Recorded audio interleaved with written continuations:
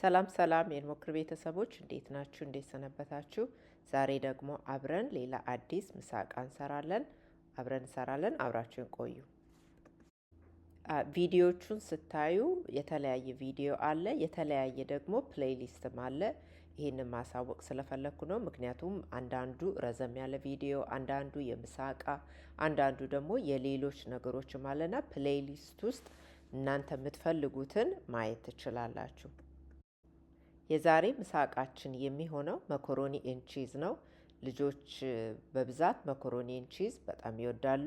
ከዚህ በፊት መኮሮኒ ኤን ቺዝ እንዴት እንደሰራው ከመጀመሪያው ጀምሮ በደንብ የሚያሳይ ቪዲዮ አለ። የመኮሮኒና ቺዝ አሰራሩን በደንብ በሌላው ቪዲዮ ካያችሁ በኋላ ልክ እንደዛ አድርጋችሁ መስራት ትችላላችሁ።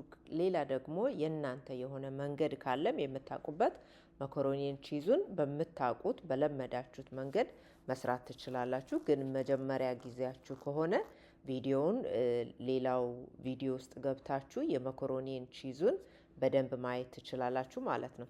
ከዛ በኋላ እንግዲህ ያደረኩት እንደምታዩት ምሳቃ ላይ ምሳቃ ውስጥ መኮሮኒን ቺዙን አደርጋለሁ። ከዛ በኋላ ደግሞ ዛሬ ለምሳ የምናዘጋጀው ፍሩት ብርቱካን ይሆናል።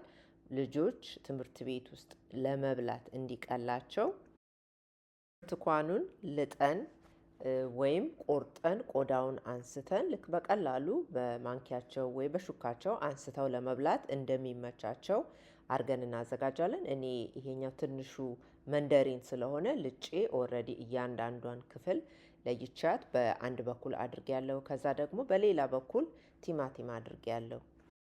አብራችሁኝ ስለነበራችሁ በጣም አመሰግናለሁ። አዲስ የሆናችሁ ሰዎች ሰብስክራይብ አድርጉ፣ ከኛ ጋር ቤተሰቡን ተቀላቀሉ።